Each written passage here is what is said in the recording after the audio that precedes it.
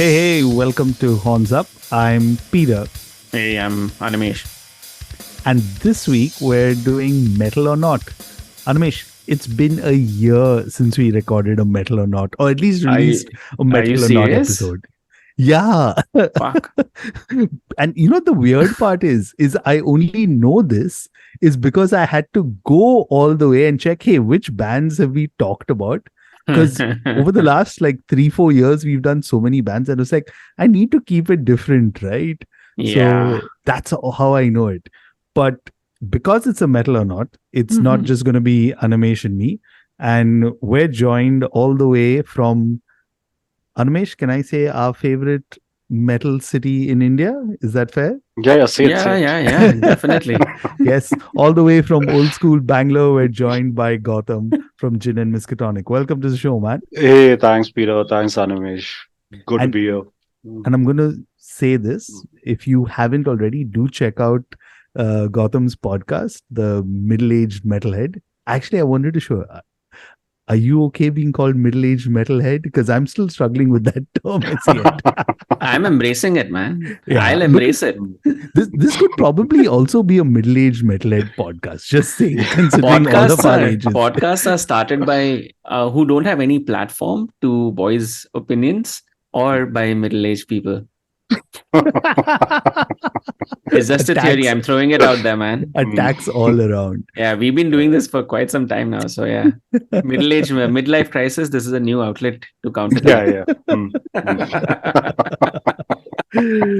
We've been talking for a while, Gautham, and I'm glad we got you on. But one of the main reasons actually is that Djinn and Miskatonic are gigging live again. So excited for that. And you're playing the stress test at Bangalore alongside Pacifist, Gorified, and Diarchy. So what's it been like? How's the mood in the jam room, rehearsals and stuff like that? What are you kind of looking forward to? So it's been a little more than a year since our last gig, right? I think we generally do one show in a year. Sometimes it's even longer between gigs. Quite excited. Jam room, little stressful also. Usually when we are preparing for a gig, we're all pretty stressed out. Looking forward to playing live. So it should be fun. We're going to be debuting 3 new songs. That's going to be from our new EP that will come out on the 6th, on the same day as Stress Fest. So looking forward to it and looking forward to figuring out the crowd reaction. Yeah. Okay, so Bangalore, get ready for that. Stress Fest, 6th of August. Fandom, right? Fandom, yeah. Fandom. You'll find the ticket details in the show notes. But the more meaty thing to catch from your answer over there was the fact that you have a new EP coming out, 3 new songs. It's called Paleo. What can you tell us about it?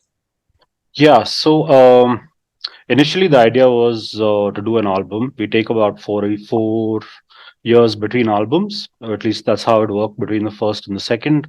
And then it was just taking too long. So we figured we'll split that up into 2 EPs. First EP is Paleo, which is out 6th August on Bandcamp. And the second half of the EP is going to be called Mythic, which should be out sometime in late November, early December types, also on Bandcamp digitally. And then early next year, we'll put everything together as for a physical release, call it Paleo Mythic, and put everything out there on CD. Fuck, that's a plan. That's well charted. I know, right? We're amazing at making plans. Whether it actually follows the trajectory is, we'll have to see. And okay.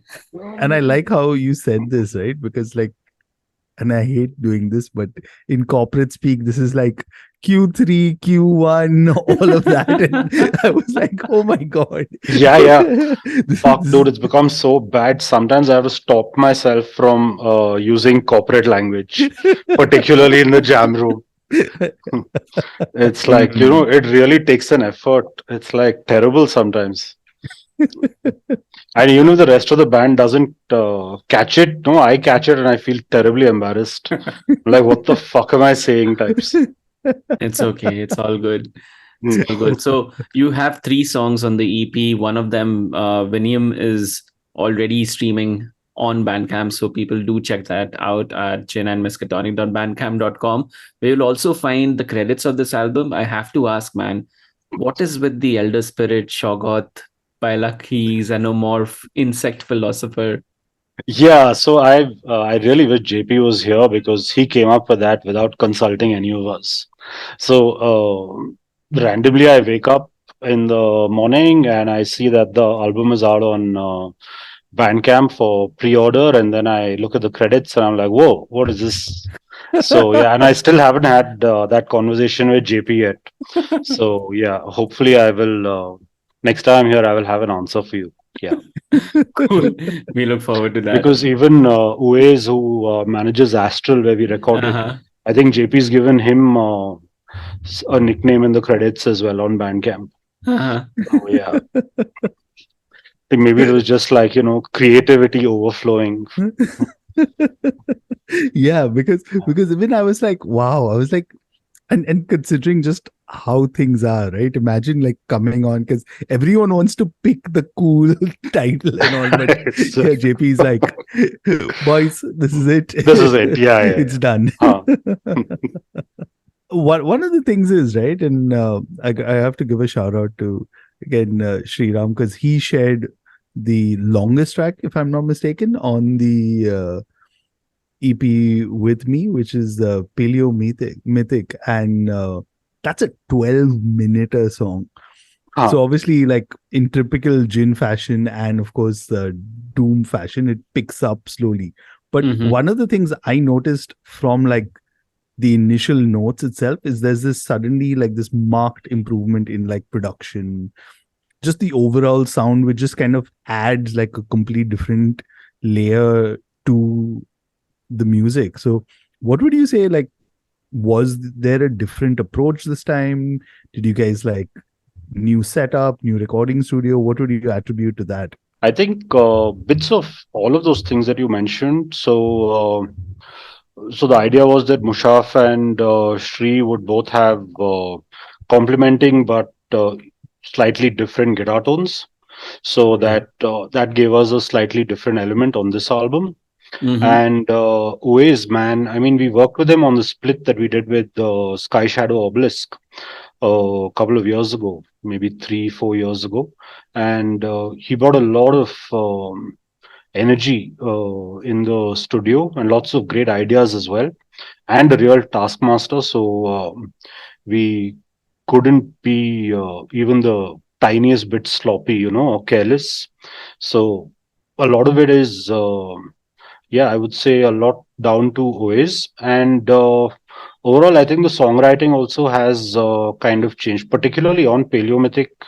There was a sort of effort, I guess, to combine everything that we like. So there's a little bit of traditional metal, there's a little bit of doom, there's some sludge, there's some basically, everything that we like is kind of in that song. Yeah, overall, all of these things, I think. But yeah, I agree with the bit about the production. I think this is the best we've sounded so far. I totally agree on that note as well. You've had the single out now for a few days. How have reactions to it been? Are they on par with expectations? And what can people look forward to from the EP? What are people really missing? So the reaction's been generally, I would say, very positive. So it was quite heartening. Venom is, I'd say, our first proper political song, right? It's called Venom, or in brackets, it's called 56 Flavors of Hate. So we were talking about a few things, but overall, the response has been great so far. The EP is going to open with a song called Dream of Disillusion, which is, I would say, the closest to a standard Djinn and Miskatonic song, if there is one. It's kind of doomy, sludgy, and some couple of tempo changes there. And it's going to close with Paleomythic, which I mean, I don't want to. Yeah, I'll say it. It's our epic song, at least on this EP, right? So yeah, it is like 12 minutes. We've done longer songs before, but I feel like this one's maybe, in terms of atmosphere at least, and in terms of storytelling, I think this one's a bit more epic than what we've done before. So those are 3 songs on the EP, and looking forward to the 6th when everything comes out, and then we'll really know what people have to say. Alrighty, cool. So that's the single at the moment. You can check that out at djinnandmiskatonic.bandcamp.com. Paleo will be out soon. Check out Djinn and Miskatonic along with Gorified, Pacifist, and Diarchy at Spectral Decay's presentation, which is Stress Test. That's a live gig on 6th August at Fandom in Koramangala, Bangalore. And now that we've got all that out of the way, Peter, take it away, man. Metal or not, let's have some fun. Okay. Yeah, I like the build up for this, and now we've got like all the band business out of it, because this is the fun thing, right? And I've realized, just preface this, I realized the anticipation in all the stuff I would do before, I kind of missed that. So just note to self and Animesh, let's do this before another year again. Cool. Yeah. Okay, so take it away, right? Gautham, you know the rules, it's all things. I mean, like, also to preface it, I just realized all of us have been like, we're so middle-aged, we've all been on forums. So let's just get all that badass of the forums back in our veins again. And Oh God. Okay. Huh. and let's start it, because I would Dial have up loved the KVLT-ness or the gig paddiness or the RSJ-ness. because I would have loved to have a band like this during the forum days, where there would be like, I don't know, overnight, I remember those 40-page fights over a band like, Yeah. hey Macha, what the fuck is Sleep Token da? Oh no. I was afraid of this. We had to start with it. So get it out of the way, Animesh. I know you have thoughts. Dude, okay, so Sleep Token, the first time I heard of it was because of a recommendation, right? It suddenly became the new flavor of the month, of the year, whatever. Like, it became so popular that other people on my Twitter timeline were like, hey, you have to check out Sleep Token. So I did. And I sat through one song, I sat through 2 songs. The guy's got an amazing voice. Yeah. And I'm listening to it in the car along with my wife. And then my wife says, hey, wow, this is I've heard this before. And I'm like, wow, you listen to metal now proper? That's cool. And then she makes me listen to this artist called George Ezra. And George Ezra is this beautiful, beautiful singer in the vein of who's the dude that does all the Christmas, the really popular Christmas Michael albums? Bublé. Michael Bublé. In the vein of a Michael Bublé. And I shit you not, you take George Ezra and you just attach any random sounding riff to it, it sounds exactly like Sleep Token. And I can attest to this because you made me listen to George Ezra. Like, after listening to Sleep Token, which really wasn't exciting me to any degree, and then finding out George Ezra, I started listening to George Ezra songs, because at least those songs were more, let's just say, they satiated me better than Sleep Token, which honestly was like a bad snack combination. You know, like how you get tandoori momos, they're abominations. Yeah. They shouldn't really exist, that the flavor profiles don't really mix it, and you have to like douse it with so much additional sauces and crap, and basically lift up the production of it so much for the idea to work. That's what Sleep Token is to me. I'm not sure if they are metal or not, but do I like Sleep Token? Do I enjoy Sleep Token? Definitely not. I'm okay if they are categorized as metal, because yes, they have everything else going on with them, like the costumes, the storytelling, the presentation, the gigs, etc. So yes, on those aspects, Ghost and Kiss have done it before. They aren't really metal. Behemoth does it too. Batushka does it, whatever other. I cannot believe you said Behemoth and Sleep Token. Dude, I'm just setting the precedent. So that presentation style, all of that is metal friendly. I couldn't care less if they were metal or not. So yeah, I'll go with the popular vote here. If everyone over here says it's metal, it's metal. If everyone says it's not metal, it's not metal. It's not for me. Oh, thank you so much for setting this up, man. I'm feeling better already. Like... Go for it, Gautham. I actually haven't heard the band. Fuck. But okay, come on. But okay, you know of them. I know of them, and I know of them primarily, I think, because I saw Ravi ranting about it on Facebook. I'm like, okay, Ravi's ranting about it. We'll leave it alone. But generally, yeah, what I'm hearing about it is, I think, pretty much what Animesh is saying. Like, initially, there was a lot of, oh my God, have you heard this band? From other metalheads and from what you could call cult metalheads as well, right? Yeah. Like serious dudes. And then a couple of weeks later, everyone's like shitting on it. And it's like, yeah, it felt like something like tandoori momos, very disposable. Like initially, you're like, whoa, what the fuck is this? And then you have a bite and you're like, fuck. Delhiites going to kill me for this. They love the tandoori momos, man. The tandoori momos are like, they sell like hotcakes in Delhi. And then they pair it up with mayo. Fuck. No. See. So here's the thing, right? For me, just to use that food analogy, right? Sleep Token is like tandoori momos, and then you add mayo to it, and that's Ghost.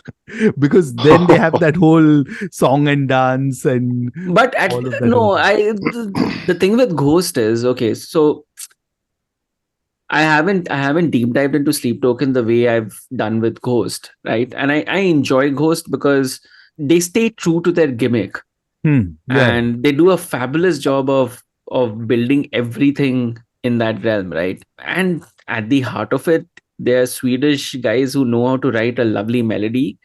There's nothing memorable about Sleep Token to me, because maybe 4 years earlier, if you were listening to the demos from any of the post-metal or alternate metal bands, and you managed to get any one of them doing clean vocals or trying out or auditioning vocalists who could sing clean, they pretty much sounded like what Sleep Token does. So I have a feeling like Sleep Token is basically one of these like pop guys in the UK. Like I had a feeling like after you said it was George Ezra, like isn't it? I'm like, shit. Like imagine him. Like he didn't. I mean, like here's my conspiracy theory, whatever. Right? It's like one of these pop star rejects. Who decides like, what is cool, and like follow me, like, you know, the Kardashians and all of those guys who are the Iron Maiden. It's like, ye fashion hai, ye cool hai, I'll do that. Or it's like a proper package deal, like a baby metal or poppy or whatever, that thing, because it's got that thing, right? Because follow me, right? And I'm actually looking because for some reason I can't remember the album name. Yeah. No, I get where you're going, and I wouldn't be surprised if it is revealed to be a mastermind of somebody trying to sell music. It seems like, I'll tell you, if this album, which is like really got everyone's attention, which is Take Me Back to Eden, it's that sugary pop, like say, okay, for lack of better thing, this is like that gent that was packaged and sold, right?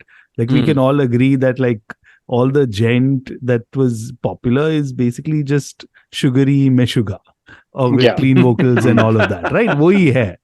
Which again, if I'm not saying I also enjoy it, but I'm like, it's basically that. So this is that. Because the previous album which I heard, right, This Place Will Become Your Tomb, was proper. Like I felt like, okay, this is cool, this is buzz. And now it's like trap and all of that stuff. So it's like that proper UK sound. So that's where I get the feeling that it's that whole package thing. But okay, I'm going to be in a minority here, and I'm going to use the same kind of thing that we've used in the past. The fact that they sold out 10,000 tickets recently, all good, and man. all of that is if this is what gets people into like the metal, then why not? And like I'm pretty sure like they're doing great. But I enjoyed like their album, and I just thought like, again, shout out to Chuck who actually asked us like, oh, we didn't talk about Sleep Token. Here's our Sleep Token mention for this year, Chuck. Because I don't think we'll talk about Sleep Token for the rest of the year. I mean, I'm in a minority. I think like if you look at it from the lens of this is what gets people into metal, then great. Like, I'm sure, like, after this, you will go down the Ghost or whatever. Who knows? Like, if Sleep Token fan discovers Behemoth and then gets into like more extreme metal, then more power that way, I say. But I'm guessing I'm going to be in the minority that says they are metal, right? I'm honestly, if you say it's metal, I'm fine with it being labeled metal. Yeah. I'm okay with that, honestly. It's just not my cup of tea. Okay. Let's swiftly move on. And I think this is going to be a little more debatey. And I'm sure we'll have more hot takes on this one. Band that actually came down to India. No, sorry. He came down to India, not the band, unfortunately. And I'm sure every sad boy metalhead knows this band. Porcupine Tree. Metal or not? No. Absolutely not. That was the fastest, like... Porcupine Tree aren't metal, man. Okay, I can't stand Porcupine Tree or Steven Wilson. Okay, and more than the music, I can't stand his production. He just changes the albums. I mean, Thick as a Brick is one of my all-time favorite albums. Okay, metal, not whatever. Yeah, and his remix is God, it's like I'm listening to some modern band that's doing a retro Jethro Tull tribute. It doesn't even sound like Tull. Right, everything is so clean and everything is so just pristine. So I'm sure he's an amazing audio engineer, but what he does to these classic bands, whether it's Tull or actually any of these bands right now, I think he's done a Hawkwind remaster remix as well, which I'm another one of my all-time favorite bands, and I do not want to listen to that because I'm too scared to listen to it. Right, because I know he would have completely fucked it up. And and Opeth also. I mean, till Blackwater Park, they were fine. But then once Mr. Steven Wilson got his hands on them, fuck, man. If I want to listen to prog, I listen to like, proper prog, late 60s, 70s, whatever. Why do I want to listen to a death metal band pretending to be prog? And I blame Wilson for that completely. Which is very strange. No. You don't have to apologize. Now we know exactly who to get for that Opeth episode, Animesh. Just saying. Mental note made. We'll discuss this later. Okay, cool. Okay, come on. I want to know. Okay, so Gautham hates Steven Wilson generally. Yeah. What was your quick reaction to like, fuck no? Okay, so Porcupine Tree, I've actually heard a few albums from them. They played. They played. Sorry, so I stand corrected. They did play. They played IIT. No, Porcupine Tree played IIT. That makes sense. That honestly makes sense. IIT had this weird knack of booking nerdish bands. Which was that band from Australia that began with the K? Carnival was the most boring gig I've ever seen in my life. So I can completely understand them booking Porcupine Tree too. Porcupine Tree, not as boring as Carnival, definitely. I remember In Absentia and I remember Fear of a Blank Planet. Good albums. But they are not metal for me because they don't embody the spirit or the feel of metal. And this is very subjective, the spirit or feel of metal. Like, to me, Porcupine Tree is a band that is best enjoyed by anybody who enjoys heavy sounds but doesn't want to be identified as a metalhead. This is basically metal for non-metalheads. That's how I would put it. Yeah, instead of that's a lovely genre. That is it's metal for non-metalheads. So for metalheads, it's not metal.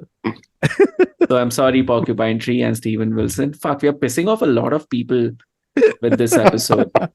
Like, immediately in my head, I was like, okay, cool. So we've pissed off at least 4 people who I know will listen to this episode. Yay. Listen, at least I'm going to insert the hashtag at least tool. We're not at least slamming tool on this episode like we once did. Yeah. But yeah, I have to agree. I mean, like, just like how our good friend Ravi sometimes ruins things for me, I think Gautham has ruined listening to any Steven Wilson production. No, not for anything else. I mean, like, I'll be honest, right? Like, and you're gonna laugh at this, but there's the song "Arriving Somewhere But Not Here," which is like fucking, I don't know, 18, 20 minutes, whatever. For some reason, YouTube always recommends that song to me while I'm working. Okay. So it just plays in the background.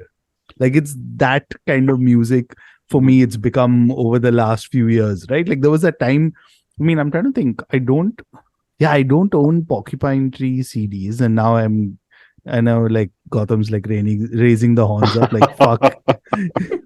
I was going to unfriend him after this. But yeah, I think that's the thing, right? Also, is like I started off and prefaced it by saying, like, I find, especially, like, let's not even get into Steven Wilson's like solo stuff. That's like a complete different thing. But like, I find, like I said, Pokemon is like sad boy music. Like, you all will do this, and I know both Animesh, now I'm actually picturing people on Twitter trolling us for this. But yeah, I have to say it. I mean, like, again, this is probably that's actually a good way of putting it. A singer-songwriter backed up by a metal band or pretending to be a metal band is a nice way to define Porcupine Tree. Yeah, is an acceptable way to define Porcupine Tree in my book. Also, from what I heard, Steven Wilson is a dick, because he just basically, when they reunited, didn't invite their drummer or one of the band members. I can't remember. So I was like, yeah, you're a dick. Sorry. Cool. So Porcupine Tree, definitely not metal. Yeah, in all right? 3 books. Lovely. Agla batao. Chalo. Alien Ant Farm. Alien Ant Farm, the Smooth Criminal cover band. Yeah. They're not metal. It's pop rock. It's heavy pop rock. I remember them being tagged. I mean, the only reason I know of them is the cover, and that being like a new metal-ish. Like, I don't even know what happened. It's just like when I was thinking of new metal bands, because we had covered all of them, I'm like, hey, Alien Ant Farm, someone will know what's up with them. Okay, so in terms, as far as what we've heard from Alien Ant Farm, I think everybody knows them for their Smooth Criminal cover. Correct. Which is a beautiful cover, one of the best covers. And there's another song that got rotated on MTV quite a lot called Movies, in which the Karate Kids, Miyagi has a cameo. Definitely not metal. Definitely not metal. You chonk up your guitars, that doesn't mean you're metal. This is out and out nice pop rock. Yeah. And I really don't know what's happening with the band, except for, like, during the forum days, I remember there was a rumor that the vocalist of Alien Ant Farm died because he got into a bus accident or something. It became one of those popular rumors that the whole world knows about, and you don't really know how the whole world knows about it. Similar to Marilyn Manson removed one of his rib cages so that he could suck his own dick. Yeah. Right? that one I've heard. Yeah. Sorry. Can I this just is interject? A rumor. Like, it's all of this is rumors. Like, I remember Googling Alien Ant Farm to find out if this actually happened, and I don't think it did. Everyone's still alive. Quick interjection. That Marilyn Manson one only is second to another rumor that I think, I'm not joking, everywhere I've lived in the world, and I talk about being a metalhead or like listening to metal, and then slowly the conversation comes to Marilyn Manson, and then it quickly comes up that he removed his ribs. Yeah. The second one is that he was Paul from One Day Years. Yeah. Everyone knows those two rumors, and I'm like, how? This is like pre-internet days, so it's not even like it was on the internet. But I think, like, I'm pretty sure, I have to check this, but I'm sure like Metal Sucks or Metal Injection, one of those guys debunked it recently, saying like, no, it's not Paul from One Day Years and all of that. So I just did a quick Wikipedia check on Alien Ant Farm. So good news, guys. Alien Ant Farm recently performed at the 23rd annual gathering of the Juggalos in 2023. So congratulations. And Dryden Mitchell, who is the band's lead vocalist and rhythm guitarist, and now also plays lead guitar, he's announced on Instagram that there is a new Alien Ant Farm album which is set to release in 2023. So maybe they'll listen to this episode and they'll be like, fuck, we need to change the entire album and show to them that they are actually metal. Yele riffs, Bench. This episode is explicit. Just mark this episode as explicit. Yeah. Oh, but God. Okay, cool. So wait, Alien Ant Farm, not metal for me. What's your official verdicts? I always thought they were new metal, but then I've only heard that Smooth Criminal song. So based on that, I just kind of assumed they were a new metal band. Yeah, it makes sense that they would be new metal, but I've heard Anthology, which was their second album. It's straight up pop rock. It's chuggier than normal pop, than normal rock is. Like how I got confused with the latest Sum 41, which came out last year or a couple of years before. They did a superb job marketing it because all their singles were really heavy. So I thought Sum 41 is finally giving into its heavy metal fandom as such, because they are metal fans, but it just turned out to be the best songs on the album were those things. Yeah. And of course, their Indian guitarist, as we all used to think he was. Brown Sound. Brown Sound wears Iron Maiden t-shirts. So they have an Iron Maiden. Sum 41 has a lovely Iron Maiden cover. Oh, yeah? Not cover, like a parody song, which is actually pretty cool to check out. Pain for Pleasure, I think it's called. The very fact that we're discussing Sum 41 when we should be discussing Alien Ant Farm just goes to show how much we care about Alien Ant Farm. I'm sorry, Alien Ant Farm. You've done an astounding job with Smooth Criminal. So mean. Okay, so we've got 3 bands firmly so far, which are non-metal. What's next? Okay, now this one I was actually curious, and that's why I think I left it for the last. But I thought like Bangalore, old school, and I think at least like I wish I was more familiar with this band considering this, but Blue Cheer always get tagged as like proto metal and stuff like that. Like I'm assuming both of you, like that's again a band I was like this would be interesting to discuss. So Blue Cheer is what Vincibus Eruptum, that band, correct. right? Yes, Summertime Blues. Yep. I can remember Summertime Blues fairly easily. The rest I haven't really heard it in a really long time. No, that's because the rest of the album is forgettable 70s rock. They only had one proper good song, which was kind of, you could call it proto metal or whatever.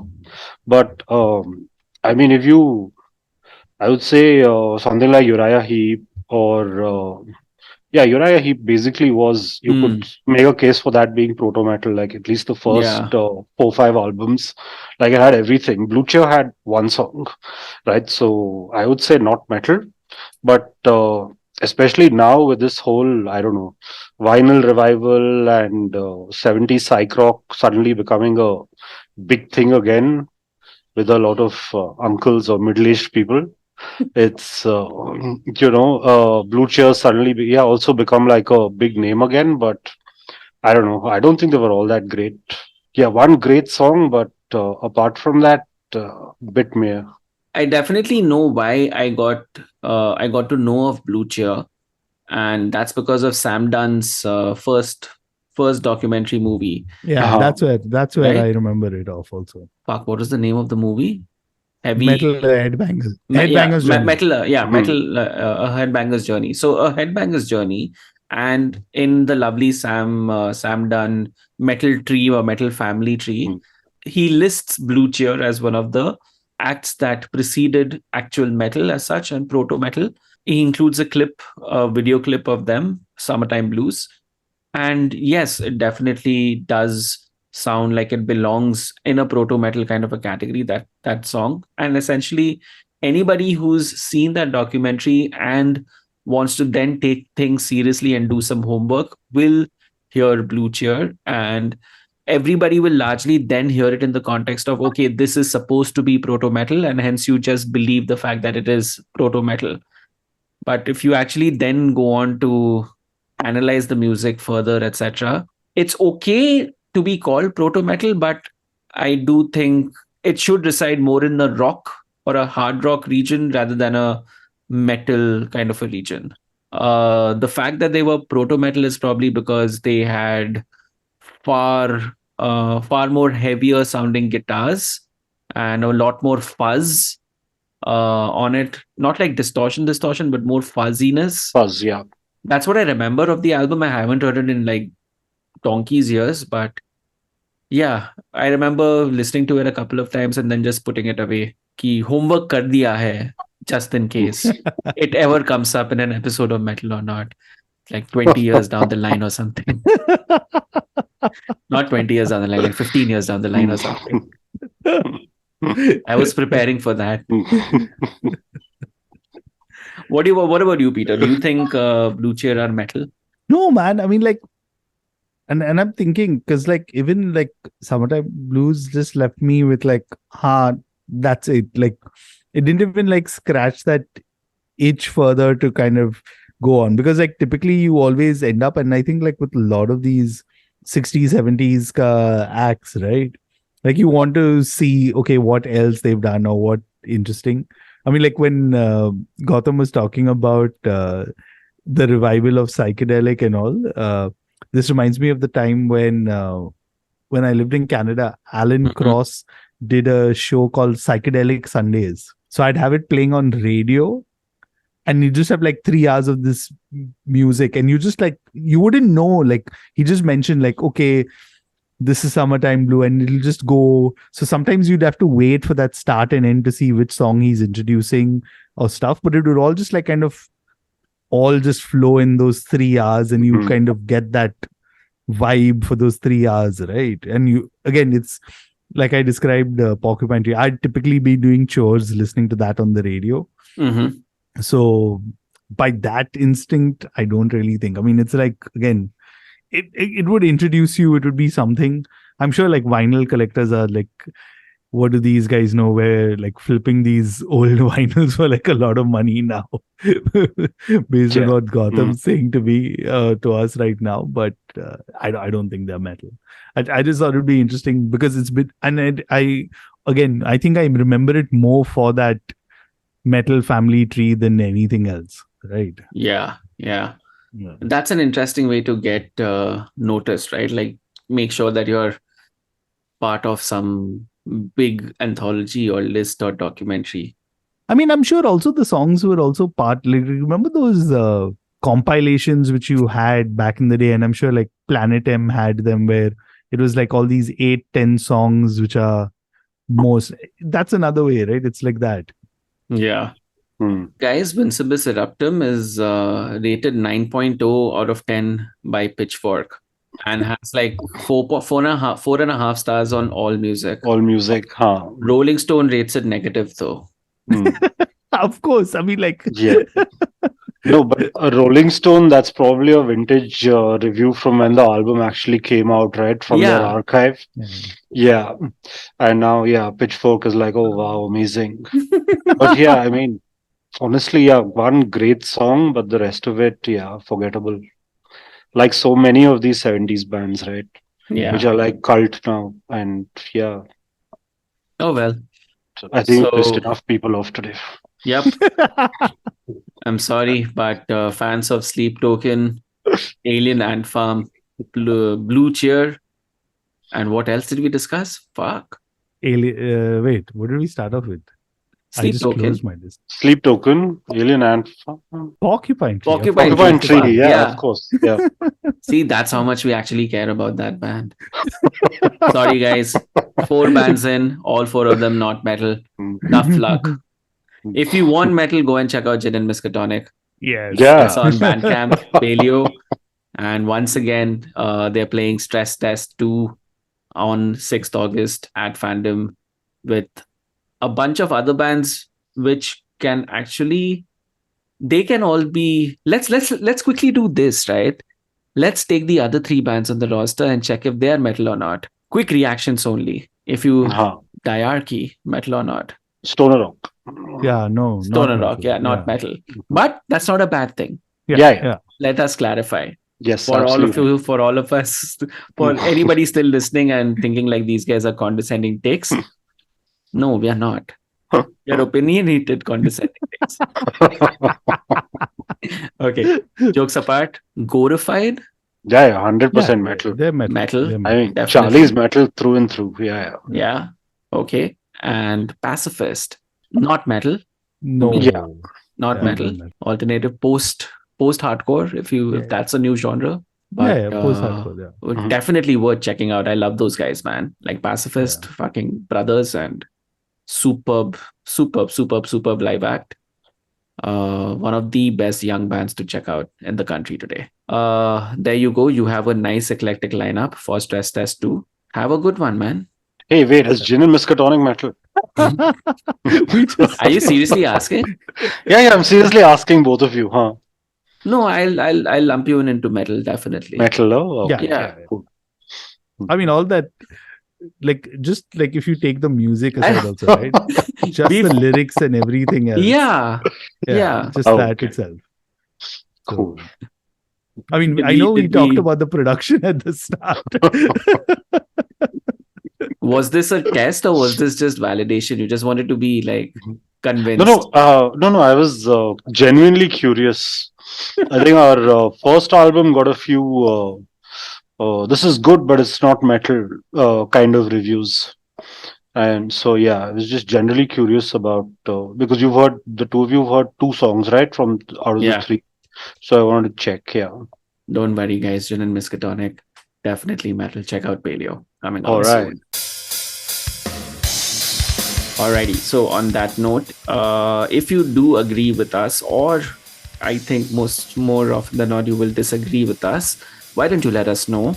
We are up at haunsupod.com or on Twitter at haunsupod. As always, I'm on Twitter at Asmawani. I'm at Trend Crusher. I'm not on Twitter. Oh. Are you on Threads? No. Okay, cool. Check out djinnandmiskatonic.bandcamp.com. As always, thank you guys. Horns up. Horns up, everyone. Thank you. Horns up.